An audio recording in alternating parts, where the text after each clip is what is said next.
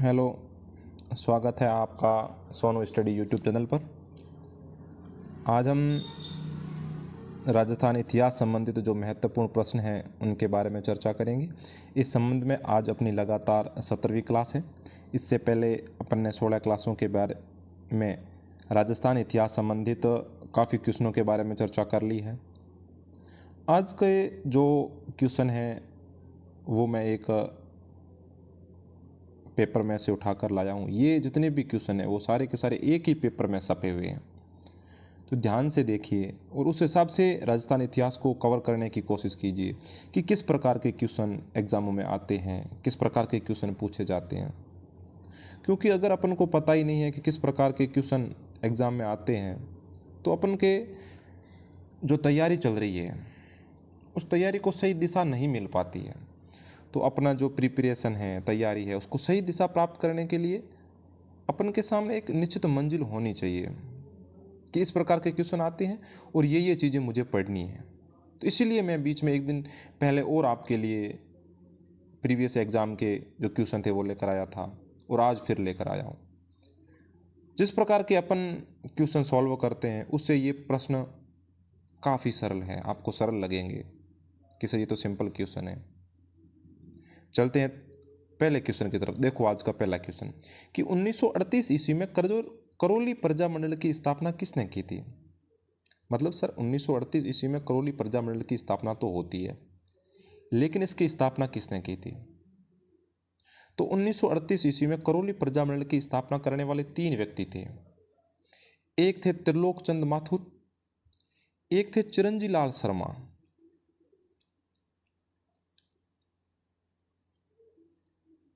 चिरंजी लाल शर्मा, और एक थे कुंवर मदन सिंह, कुंवर मदन सिंह। इन तीनों ने मिलकर करौली प्रजामंडल की स्थापना की थी 1938 ईस्वी में।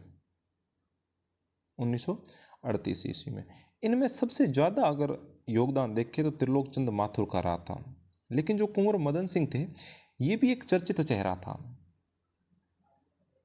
इन्होंने जो करौली का किसान आंदोलन था, करौली का किसान आंदोलन था, उस करौली किसान आंदोलन का नेतृत्व किया था। करौली का जो किसान आंदोलन था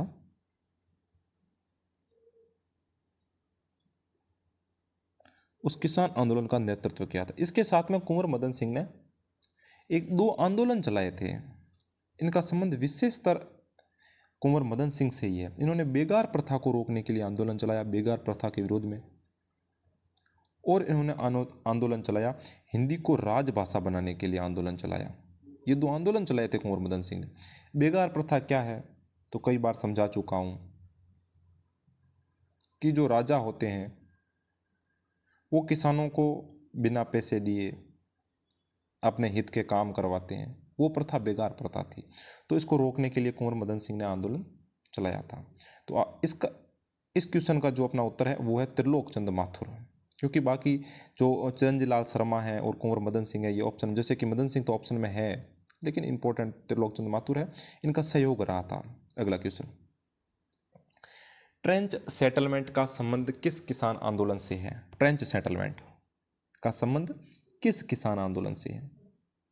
मेव किसान आंदोलन, बिजोलिया किसान आंदोलन, पारसोली किसान आंदोलन या अलवर किसान आंदोलन। तो जो बिजोलिया किसान आंदोलन का तृतीय चरण था 1923 से लेकर 1944 के बीच में, उसके बीच में 1923 से जस्ट बाद में राजा ने एक अंग्रेज अफसर ट्रेंच को भेजा और कहा कि बिजोलिया के लोगों की क्या समस्याएं हैं भूमि से संबंधित, उनको आप सुधारिए, भूमि का सेटलमेंट करिए कि किस प्रकार की भूमि पर कितना कर देना है। तो वो अंग्रेज अधिकारी ट्रेंच आया था बिजोलिया में और उसने भूमि पर करों का निर्धारण किया, लेकिन अंग्रेज था, ज़्यादा ज्ञान था नहीं, करों का निर्धारण इसने उल्टा कर दिया। जो सिंचित भूमि थी, सिंचित भूमि जहाँ पर पैदावार अधिक होती है, तो सिंचित भूमि पर तो कर कम कर दिया, और जो असिंचित भूमि थी, केवल वर्षा पर निर्भर जिस पर फसलें होती थी, उस असिंचित भूमि पर कर बढ़ा दिए थे। तो किसान और गुस्सा गए कि यार काम किया और उल्टा कर दिया।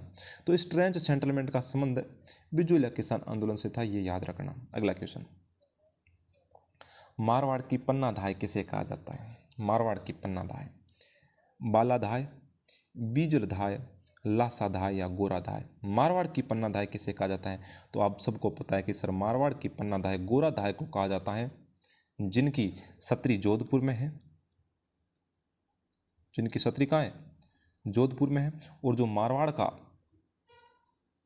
राष्ट्रीय गीत है धूसो, उस धूसो में गोराधाय का वर्णन मिलता है। ये गोराधाय से संबंधित याद रखना। जब जसवंत सिंह की औरंगजेब के समय में काबुल में मृत्यु हो जाती है, और उसके बाद में जब औरंगजेब के अजीत सिंह नाम की संतान होती है, उस अजीत सिंह को औरंगजेब रूप सिंह की हवेली में बंदी बना लेता है। तो ये गोराधाय, दुर्गादास राठौड़ और एक मुकुंददास खींची के साथ मिलकर अजीत सिंह को वहां से निकालने में सफल हो जाते हैं। अजीत सिंह को बचाया था, इसलिए गोराधाय को मारवाड़ की पन्नाधाय कहा जाता है, याद रखना। अगला क्वेश्चन, गणेश्वर सभ्यता किस संस्कृति का महत्वपूर्ण स्थल है? गणेश्वर सभ्यता किस संस्कृति का है? पुरापाषाण का है, मध्य पाषाण का स्थल है, नवपाषाण की सभ्यता है या ताम्रयुगीन सभ्यता है? तो आपको पता है कि सर गणेश्वर सभ्यता एक ताम्रयुगीन सभ्यता है, जो कांतली नदी के किनारे, जो कांतली नदी के किनारे नीम का थाना में है। कहां पर है? नीम का थाना। कांतली नदी के किनारे नीम का थाना में है। इसके उत्खनन का कार्य किया था वो आर.सी. अग्रवाल। आर.सी. का मतलब रतन चंद्र अग्रवाल। इसके उत्खनन का काम किया था वो आर.सी. अग्रवाल ने किया था। कब से? तो 1966 ईस्वी में इसके उत्खनन का कार्य रतन चंद्र अग्रवाल ने किया था, याद रखना। और गणेश्वर सभ्यता को भारत की ताम्रयुगीन सभ्यताओं की जननी कहा जाता है। मतलब भारत में जो ताम्रयुगीन सभ्यताएं थी, लोगों ने तांबे का उपयोग करना प्रारंभ किया था, उसमें सबसे प्राचीन थी वो गणेश्वर सभ्यता थी। इसलिए इसे भारत की ताम्रयुगीन सभ्यताओं की जननी कहा जाता है। ऑप्शन है पुरापाषाण, मध्य पाषाण, नवपाषाण। तो पाषाण कालीन सभ्यता स्थल कौन कौन से? सबसे प्राचीन पाषाण काल, जब लोग तांबे का या धातुओं का प्रयोग नहीं करते थे, वो विभिन्न औजार बनाने में पत्थरों का प्रयोग करते थे। उस पाषाण कालीन सभ्यताएं कौन कौन सी है? तो याद रखना, बागोर सभ्यता, बागोर, तिलवाड़ा, ये पाषाण कालीन है, पुरानी सभ्यताएं हैं। बागोर, तिलवाड़ा, जायल, जायल, डीडवाड़ा। बागोर, तिलवाड़ा, जायल, डीडवाड़ा, बूढ़ा पुष्कर।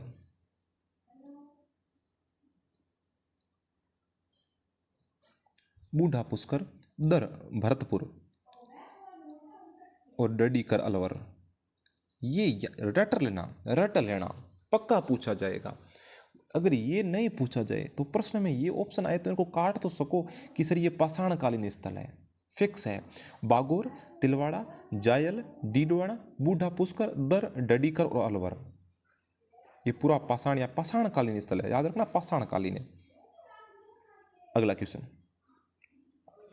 कई बार प्रश्न आ चुका है एग्जाम में, और इस एग्जाम में भी ये क्वेश्चन था, तो मैं आपके लिए लेके आ गया कि चित्तौड़गढ़ किले में एक मंदिर है, त्रिभुवन नारायण मंदिर।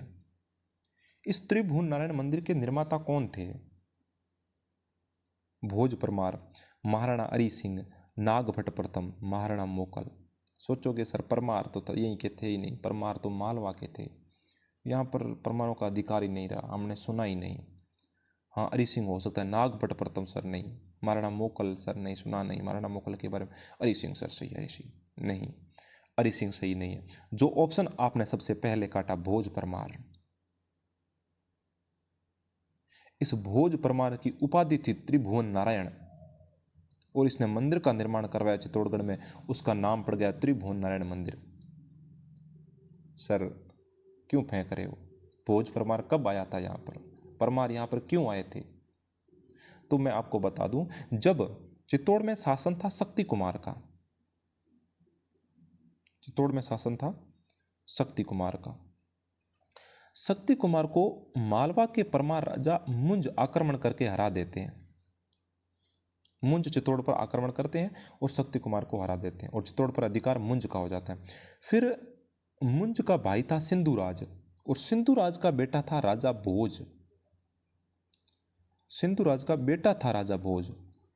इस राजा भोज को मुंज ने गोद लिया और ये अगला शासक बनता है और इस राजा भोज की उपाधि थी त्रिभुवन नारायण और ये चित्तौड़गढ़ में मंदिर का निर्माण करवाता है। उसका नाम पड़ गया त्रिभुवन नारायण मंदिर। महाराणा मोकल तो इस मंदिर का पुनर्निर्माण करवाता है। त्रिभुवन नारायण मंदिर का पुनर्निर्माण कौन करवाता है? महाराणा मोकल करवाता है। अब सर इतनी पुरानी बात है, कोई साक्ष्य? हाँ, इस चीज का एक साक्ष्य है। एक अभिलेख मिलता है पाली में, हस्ती कुंडी का अभिलेख।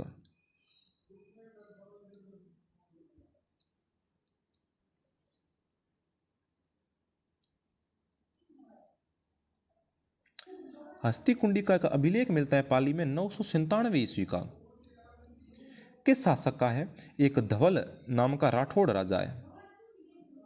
उस धवल नाम के राठौड़ राजा का ये अभिलेख मिलता है और धवल कहता है कि जब मुंज ने शक्ति कुमार पर हमला किया था ना, तब मैंने जरूर शक्ति कुमार की सहायता तो मैंने की थी, लेकिन हम जीत नहीं पाए थे। और उसके बाद में ये वर्णन करता है कि यहाँ पर इसका अधिकार हो गया, ये घटनाएं हुई थी। तो ये हस्ती कुंडी का अभिलेख जो पाली से मिला था वो इस चीज की हमें जानकारी देता है। अगला क्वेश्चन, वेली किशन रुक्मणी का रचनाकार कौन है? वेली किशन रुक्मणी जो ग्रंथ है इसकी रचना किसने की थी? ठाकुर राम सिंह, पृथ्वीराज राठौड़, संत विठलदास, ईश्वरदास बारट। सबको याद है सर, वेली किशन रुक्मणी का रचनाकार है वो कौन है? पृथ्वीराज राठौड़ है। पृथ्वीराज राठौड़ है। अब सर कई बार बता चुका हूं, पृथ्वीराज राठौड़ कौन थे? बीकानेर के राजा थे राव कल्याणमल। बीकानेर के राजा थे राव कल्याणमल। बीकानेर के राजा रहे थे ये 1541 से लेकर 1576 के बीच में, राव कल्याणमल। राव कल्याणमल के दो बेटे थे, एक था पृथ्वीराज राठौड़ और एक था राय सिंह। 1570 ईस्वी में अकबर का नागौर दरबार लगता है। उस समय राव कल्याणमल जो बीकानेर के थे ये अकबर की अधीनता स्वीकार कर लेते हैं। अब अकबर की अधीनता स्वीकार कर ली तो अकबर पृथ्वीराज राठौड़ और राय सिंह को अपने साथ में ले जाते हैं कि आपके पिताजी शासन संभाल रहे हैं, तब तक आप मेरे साथ चलो। राय सिंह को तो पृथ्वी जो अपने राव कल्याणमल के मृत्यु के बाद में बीकानेर का शासक बना दिया जाता है और अकबर ने पृथ्वीराज राठौड़ को गागरोन का किला जागीर में दिया था। गागरोन याद रखना, प्रश्न पूछा जा सकता है। पृथ्वीराज राठौड़ को गागरोन का किला जागीर में किसने दिया था? अकबर ने दिया था। और यहीं पर गागरोन के किले में इन्होंने इस ग्रंथ की रचना की थी, वेली किशन रुक्मणीरा। इसकी भाषा ये डिंगल भाषा में रचित है, डिंगल भाषा। इस ग्रंथ की रचना पृथ्वीराज राठौड़ ने डिंगल भाषा में की थी, याद रखना। और चीजें याद रखो तो एक दो आपको और बता दूं कि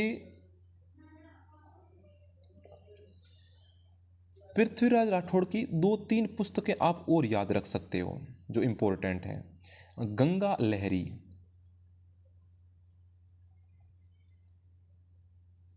गंगा लहरी पृथ्वीराज राठौड़ की प्रसिद्ध पुस्तक है। दसम भागवतरा दूहा,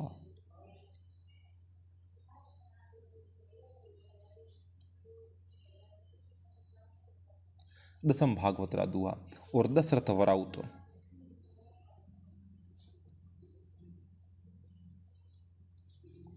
ये पृथ्वीराज राठौड़ की 3 पुस्तकें हैं, गंगा लहरी, दसम भागवतरा दूहा और दशरथ वराउत। वराउत का मतलब बेटा होता है, दशरथ वराउत मतलब दशरथ का बेटा। याद रखना ये चीजें कि कब कौन सा किसने क्या किया था। इस वेली किशन रुक्मणी ग्रंथ को 2 चीजें इसके बारे में और याद रखना। याद आ गई है तो आपको बता देता हूं। दुर्सा आढ़ा, एक कवि थे दुर्सा आढ़ा। दुर्सा आढ़ा, दुर्सा आढ़ा ने इसे 5वां वेद बताया कि साहब 4 वेद तो वो है, ये 5वां वेद है। इसे 19वां पुराण बताया है, 19वां पुराण बताया। और अंग्रेज इतिहासकार कर्नल जेम्स टोड कहते हैं कि इस पुस्तक में 10,000 घोड़ों का बल है।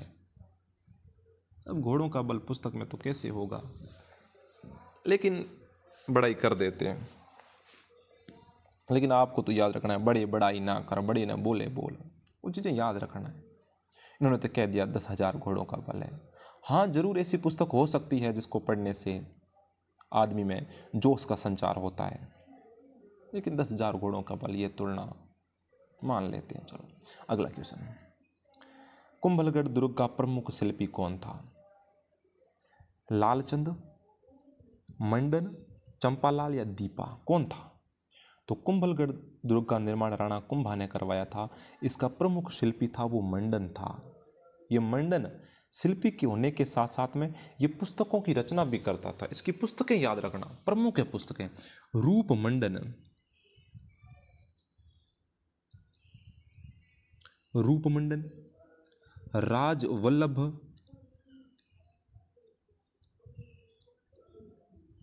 रूप मंडन, राज वल्लभ, वास्तुसार, वास्तुसार और देव मूर्ति प्रकरण।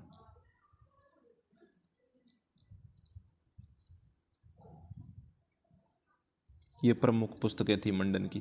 रूप मंडन, राजवल्लभ, वास्तुसार, देव मूर्ति प्रकरण। अगला क्वेश्चन। जहांगीर ने मुगल बादशाह बनने के बाद में किस राजपूत शासक के मनसब को कम कर दिया था? जगत सिंह के मनसब को कम किया था, जसवंत सिंह, मान सिंह या भगवंत सिंह? किसके मनसब को कम किया था? तो जो अपने आमेर के राजा थे मान सिंह। जहांगीर ने मुगल बादशाह बनने के बाद में मान सिंह के मनसब को कम कर दिया था। मान सिंह 1589 ईस्वी में राजा बनता है। मान सिंह 1589 से लेकर 1614 ईस्वी तक राजा रहता है। ठीक है। 1589 ईस्वी में अकबर इसे 5,000 का मनसबदार बनाता है और उसके बाद में 1605 ईस्वी में इसकी योग्यता से प्रभावित होकर अकबर इसे 7,000 का मनसब प्रदान करता है। लेकिन जैसे ही जहांगीर राजा बनती है इसके मनसब को 7,000 से कम कर देते हैं। तो याद रखना, मान सिंह के मनसब को कम किया था। अगला क्वेश्चन। कृष्णा कुमारी किस राज्य की राजकुमारी थी जिसके विवाह के विवाद ने राजपूताना में राजनीतिक उथल पुथल उत्पन्न कर दी थी? वह कृष्णा कुमारी कौन थी जिसके विवाह के लिए राजस्थान की दो बड़ी रियासतें, दो बड़े राजा आपस में टक्कर लेने को तैयार थे? वो कृष्णा कुमारी कहाँ की थी? तो वो मेवाड़ के राजा भौम सिंह की बेटी थी कृष्णा। मेवाड़ के राजा भौम सिंह की बेटी थी कृष्णा, जिसका विवाह नहीं कह सकते, उसका रिश्ता, मारवाड़ी में कहूं तो सकपण, विंगो सकपण हमने मारवाड़ रो राजा हो भीम सिंह, भीम सिंह के साथ में उसका सकपण हो चुका था। लेकिन क्या हुआ, शादी से पहले भीम सिंह की मृत्यु हो जाती है। मारवाड़ का भीम सिंह की मृत्यु हो चुकी थी। अब कृष्णा कुमारी के पिता भौम सिंह ने क्या किया? कृष्णा कुमारी के पिता थे भौम सिंह।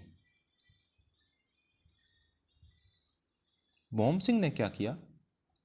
आमेर के राजा थे जगत सिंह सेकंड। जगत सिंह सेकंड को कहा कि यार रिश्ता तो किया हुआ है लेकिन पति की मृत्यु हो चुकी है। जगत सिंह ने कहा आने दो, शादी कर लेंगे। जगत सिंह शादी को तैयार हो गया और भौम सिंह ने क्या किया, अपनी बेटी की शादी जगत सिंह के साथ में कर दी। अब मारवाड़ में भीम सिंह के बाद में भीम सिंह का भाई था मान सिंह। वो मान सिंह राजा बनता है और मान सिंह को पता चलती कि यार भाईगत तो रिश्तो सकपण उड़ो। भौम सिंह के पास में गया। भौम सिंह हाँ, कहाँ है आपकी बेटी? बेटी तो साहब जगत सिंह को दे दी। यार ऐसे कैसे दे दी बेटी? क्या बोली, दोबारा बोलना। रिश्ता हो चुका है, मतलब अब वो हमारी बहू बन चुकी है, हो चुकी है, और आप उसको दूसरे राजा के पीछे भेज रहे हो। मारवाड़ी लड़की कौन लगे के साथ? वो तो हम क्या करें, आपके भाई की मृत्यु हो चुकी है तो आगे कहीं ना कहीं तो रिश्ता। मैं बेटा हूं साहब, भाई हूं, रिश्ता हो चुका है तो आएगी तो मारवाड़ में ही। अब जगत सिंह कहता है कि यार ये तो कैसे, इसका मतलब तो मैं कमजोर हूं,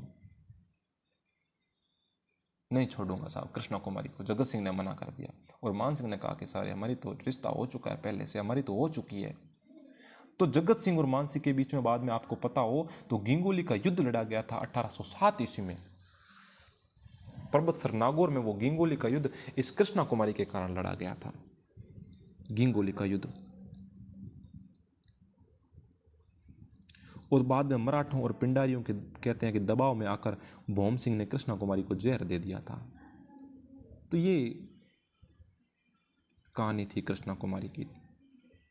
अगला क्वेश्चन, निम्न में से किस सभ्यता को धूलकोट कहते हैं? कौन सी सभ्यता है जिसको धूलकोट भी कहते हैं? तो मैं आपको बता दूं कि जो आहड़ सभ्यता है, आहड़ सभ्यता आयड़ या बेड़च नदी के किनारे उदयपुर में है। आयड़ कहो या बेड़च नदी, आयड़ या बेड़च नदी के किनारे उदयपुर में है। कहाँ है? उदयपुर में। इसको स्थानीय भाषा में धूलकोट भी कहते हैं। इसकी खोज किसने की थी? तो इसकी खोज करने वाला व्यक्ति याद रखना अक्षय कीर्ति व्यास।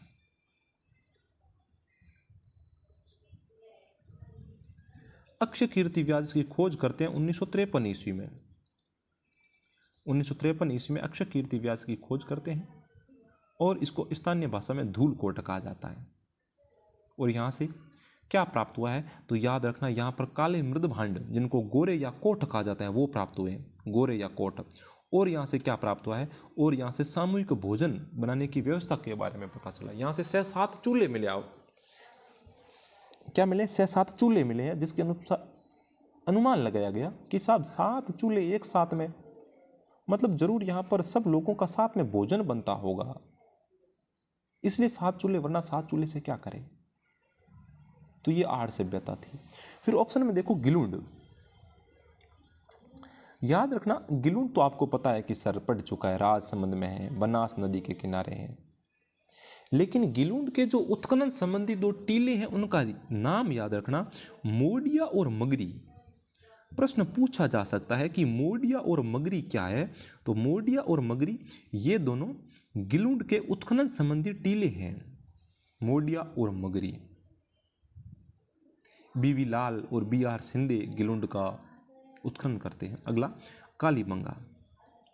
कालीबंगा सभ्यता घग्गर नदी के किनारे हनुमानगढ़ में। खोज अमलानंद घोष ने की थी, 1951-52 में की थी। कई बार बता चुका हूं, 1951-52 में अमलानंद घोष ने घग्गर नदी के किनारे हनुमानगढ़ में। फिर है बालातल। बालातल सभ्यता उदयपुर में, यह भी बेड़च नदी या आयड़ नदी के किनारे है। इसकी खोज VN मिश्र ने की थी। VN मिश्र ने की थी, याद रखना। कब की थी? तो 1962-63 में इसकी खोज की थी।